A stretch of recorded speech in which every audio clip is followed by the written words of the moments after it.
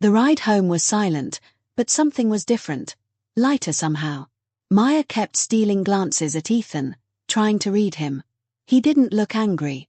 He looked deep in thought. When they entered the apartment, she finally asked, "Are you okay?" He sat down slowly. "I don't know." She sat across from him. "Tell me what's in your head." He clasped his hands together. "When I saw Mike, I expected some arrogant guy who'd try to take everything from you. But he looked broken. Honest. Scared. Kind of like us." Maya nodded quietly. "And when he said he doesn't want to interfere, I don't know. Something inside me loosened." "What do you mean?" He sighed. "I realized this isn't a triangle. It's just three sad people trying to figure out a mistake that turned into a life." Tears filled Maya's eyes at his words. Ethan looked at her carefully. "Maya, do you want me here? Truly?" She leaned forward, voice trembling. "Ethan, I want a life with you. I want a family with you. I want to wake up next to you, raise this baby with you, grow old with you. I have never wanted anyone the way I want you." He swallowed hard. "I know I messed up," she continued. "I know I broke your trust. But please, don't give up on me. I swear, I will never keep anything from you again." He ran a hand over his face, overwhelmed. "Maya, I love you. But this is huge. I'm scared. What if I try, and I can't handle it? What if I fail? What if one day I resent the baby? What if?" She grabbed his hands tightly. "Ethan, you won't fail. You have the kindest heart of anyone I've ever met." He shook his head.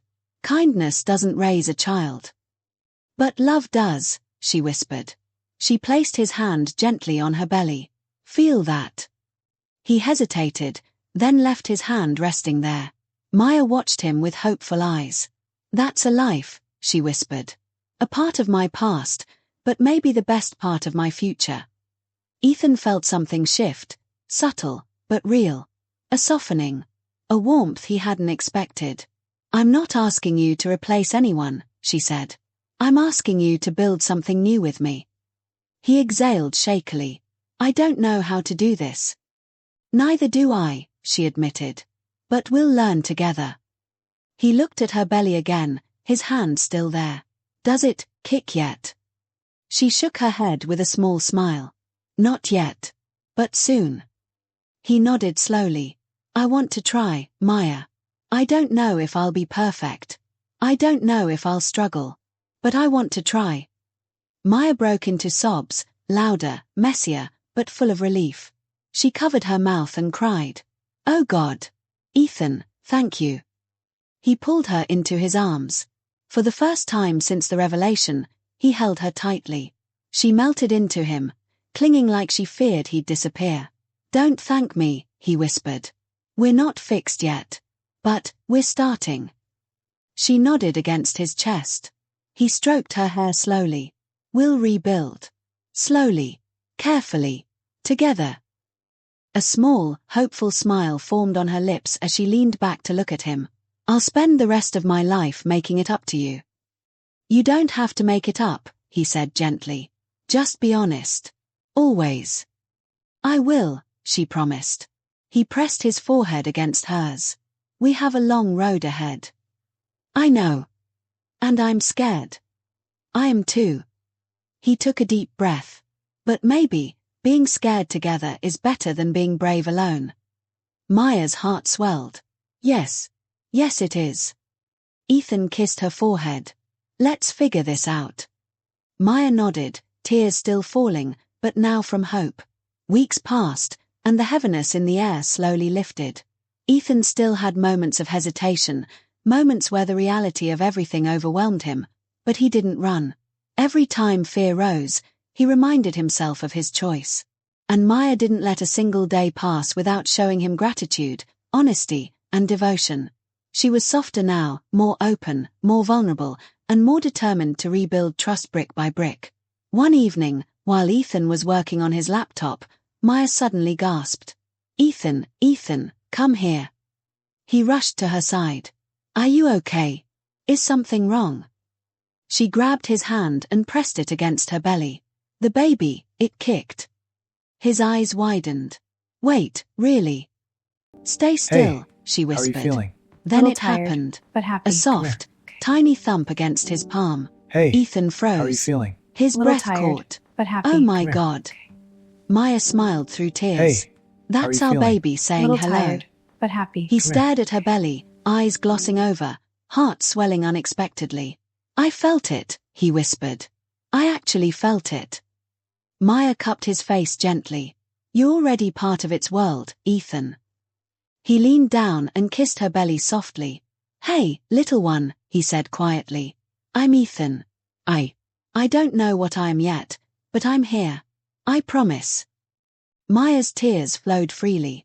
As weeks turned into months, Ethan accompanied her to doctor appointments, held her hand during scans, and even helped decorate a small corner of their room for the baby. One evening, as they painted a soft pastel mural, Maya looked at him with awe. You're going to be an incredible father figure, she murmured. He paused, paintbrush in hand. I'm trying. You're doing more than trying. He smiled faintly. Then, finally, the day came. Maya went into labor in the early morning, waking Ethan with a sharp cry. Panic shot through him. Maya, what is it? It's time, she gasped. He jumped out of bed immediately. Okay, grab your bag. Come on, breathe. I'm breathing, she snapped, then groaned through another contraction. He guided her to the car, fumbling with the keys like a man experiencing his first apocalypse. At the hospital, he held her hand through every contraction, whispered encouragement, wiped her sweat, let her squeeze his fingers until he thought they'd break. Hours later, a cry filled the room. Their baby girl arrived. Tiny. Perfect. Real. Maya sobbed uncontrollably when the nurse placed the baby in her arms. Ethan stood frozen, staring at the tiny face, the soft breaths, the delicate fists. Maya looked up at him. Do you want to hold her? He hesitated, then nodded. She placed the baby gently in his arms. His hands trembled as he cradled her.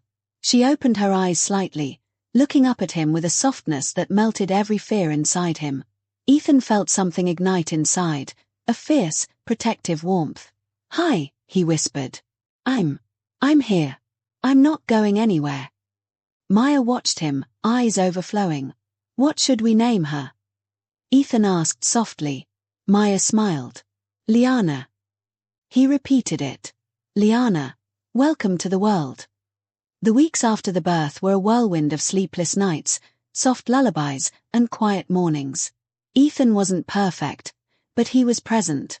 Every bottle, every diaper, every late-night cry, he was there. Then, one afternoon, Maya found him standing by the crib, watching Liana sleep. She approached quietly. She looks peaceful, he whispered. She feels safe, Maya replied gently. Ethan turned to her. Maya, I want you to know something. She waited. I choose you, he said. And I choose her. Not because I have to.